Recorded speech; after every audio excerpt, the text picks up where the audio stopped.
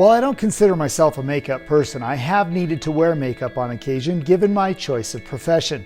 Whether it's a simple foundation to maintain color in the face under television lights, powder to knock down glare or shine, or it's full-blown theatrical makeup for a live stage or video production, the need has been there and so makeup was applied. So how does makeup tie into the history of the BSA, you ask? Well, today we'll learn a little bit about the history of makeup and look at makeup compacts produced by the BSA in this edition of Artifact of the Week.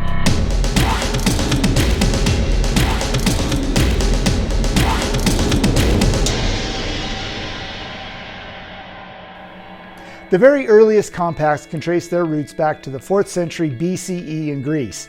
The face of Pan, the god of remote and wild places, adorns this bronze box mirror found in the collection of the Met in New York City. With this item, the user could view the face of Pan before seeing their own reflection in the polished bronze surface found on the reverse side. Fast forward to the time of French King Louis XIV, when perfume houses in France began to produce the earliest compacts that included powders and other types of colored makeup intended to be applied to the face. Soon, British jewelers began to perfect and improve on the compact, adorning them with jewels and designing them in shapes beyond the basic round shape. Despite these advances, the compact remained a novelty reserved for those with wealth and status until advances in metalwork and machining made the compact available to the middle class in the late 1800s. Modern powder and makeup compacts began to appear in the early 1900s and were made to contain makeup in cream, paste, gel, and powder forms. These compacts were also designed so that they could be refilled once the original makeup was consumed, making them practical, functional, and affordable over time. Following World War I, the production and use of makeup and cosmetics grew quickly. The flapper craze of the 1920s brought about small purses and bright makeup. It was also when applying powder or lipstick in public became acceptable and was seen as a fashion statement, with the compact making this possible. Up until then, makeup was applied in the privacy of the home and only refreshed during a visit to the powder room, as it was then called. While Great Britain led the world in the sale and use of compacts in the 1920s and 30s, the Second World War brought the manufacture and sale of cosmetics and makeup to a near standstill, as lipstick factories began to produce shell casings and makeup companies began producing camouflage and foot powders to support the war effort. The end of World War II introduced the golden age of the compact, as post-war peace introduced a renaissance in the fashion and beauty worlds. By the 1950s, makeup and cosmetic production had bloomed once again, with women wanting to look like the movie stars of the day. Makeup like blush for cheeks and red lipstick being a part of that image. While women may still have applied their makeup at home before going out, there was a renewed desire to keep their look fresh wherever they were, and the compact gave them neat and easy access to a mirror and the most basic of makeup needs. Now, historically, the compact was more than just a functional item found in a woman's handbag. It was a handcrafted work of art, designed to not only hold their makeup, but also reflect their personal style, wealth, or social status. Compacts were made out of gold, silver, and brass, and decorated with jewels and inlaid stones. Jewelry designers were commissioned to make custom compacts, often engraved with the owner's initials.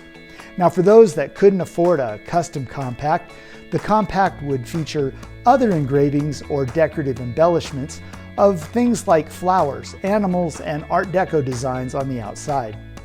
The compact was also seen by many as a symbol of the passage of a girl into womanhood, as it was commonplace for a young lady to receive a very special and personal compact on her 16th birthday.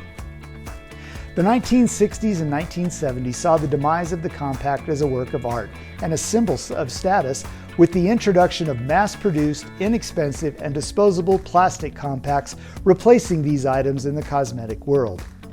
In the collection of the National Scouting Museum, we have two compacts that were produced by the BSA.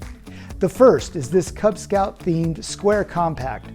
On the outside, you will see the Cub Scout logo in the center of the case, surrounded by engravings of activities related to the Cub Scout program. Pressing the clasp allows the case to open and reveals a mirror on the inside. The indented area would have been home to a powder applicator, some sort of pad, and under this you would have found the cake powder that in this case once held. While we do not have the protective case this one originally came with, I'm told that each compact had a small cloth bag designed to protect the outside surfaces. These compacts were available in the 1950s and early 1960s, with many reportedly being sold at national jamborees in 1953, 57, 60, and 1964.